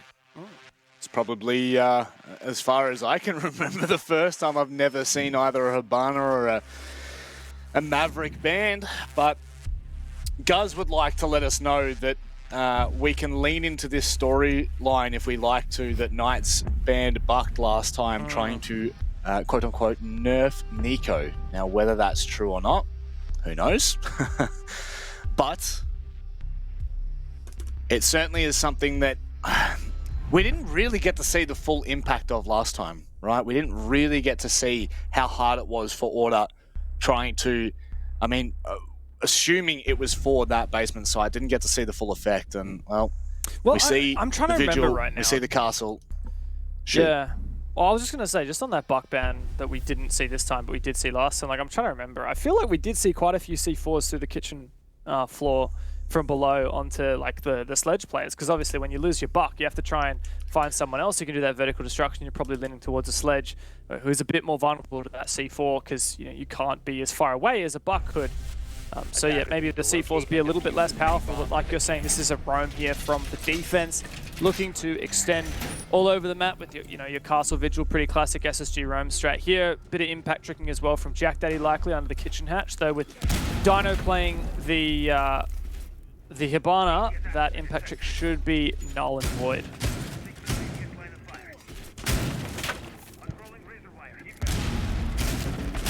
Seeing now for Order what they're going to be throwing toward us, and Knights will certainly want to be very careful on their approach to the site.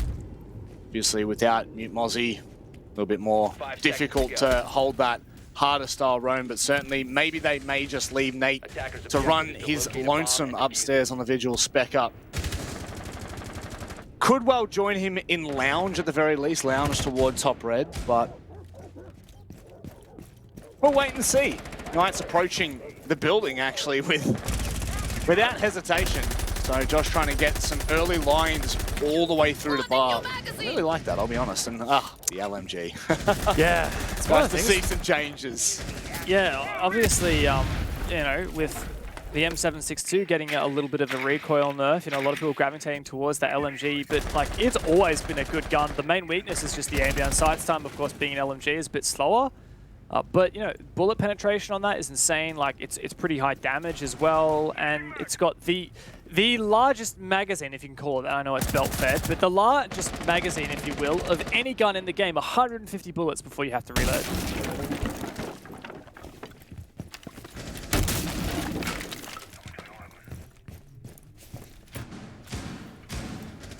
Josh already taking a lot of that lounge control away. Oh, I'm so curious to see what Nate can get done here. I saw this only a couple of weeks ago in APAC South, and it ended up completely dismantling the rounds. Something that, oh, Nico, goodness me. Definitely trying to force that fight, but it looks like both players are going to get away relatively unscathed. It's really committing to this here, isn't he? But he's going to get droned surely. Oh, the scanner is still up, but it's about to run out. They're going to re-double check this now. Oh, he's going to find Juicy. That's just about the best pick he could ask for. A set of nades off the board and that primary support player. Fortunately for the Knights, they've gone for the triple hard breach. So between the Hibana and the Ace, especially with that Kaid band, the loss of that Maverick won't be quite as detrimental. Drop the bomb diffuser. Now it's just about treading in kitchen with a little bit of caution here. Bailey, the only one with the C4 in the pocket. Waiting for the right time to be used, and this is what we needed to see from Order, rather from Knights. Starting to get to work, a lot of hard breaching to be done, but certainly doing it with a lot of pace. How did that miss both Salmers? Far too far out. Nice shot from Sage here. This is looking to be a really good shape up for Knights here, Rob. They've got this man advantage, and Bailey's the last one left. What can he do? Before you could even finish saying the word man advantage, the round was almost done, but Bailey could go nuclear here. Already finding one. Haywood puts him to rest. And that is a scary round and a very terrifying prospect that Order now have to come to terms with. They are here to play. Knights are certainly starting strong here on the attack on Clubhouse, where we know they can pack a punch. Now, they only won 2 attacks in that APAC South match that they won over Order 7-5. So that was a 2-4 attack half for them, Rob, and then a 5-1 defense half for them. So Knights really flourish on their defense on this map, slash, you know, Order do struggle on their attacks. Bit of column A, bit of column B. So, like, Knights getting 2 rounds of attack here is probably enough to win this game. Order really have the pressure on now, starting on the back foot. They are on the favoured side, and they really need to step up and show that it looks like that.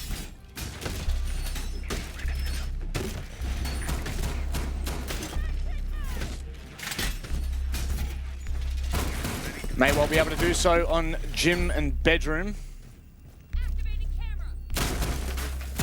You really just have this feeling like Knights have just consumed all of our conversation. There has not even been an opening for us to start talking about what Order could possibly be able to achieve because of what they've really been able to shut out so early on. The fact that we've just seen a best of 3 with Knights, now coming into this best of 3, they're looking the exact same. Mind you, the difference is a team from Rafflecopter standard to Order standard. It's kind of terrifying. Surely Chiefs are sitting back right now looking at what they're doing. First round of the map here on Order's pick, thinking we are going to have a real contest tomorrow. Yeah, there's absolutely no doubt about it. Look, honestly, all of the teams left in OCN right now, you know, you've got your Knights, Order, Chiefs, and Bliss. All 4 teams I could see taking the championship. All 4 of those teams have the potential, and I could see any of those games going any direction. But right now, there is absolutely no doubt that Knights are in form. This is excellent. Knowing that they're going into the Mexico Major, a lot of people would be making excuses for them and saying, hey, you know, they're focusing on Mexico, they're not going to focus as much on OCN. You know, put that to bed right now, because they are here to play, and we have to hold them to those high standards.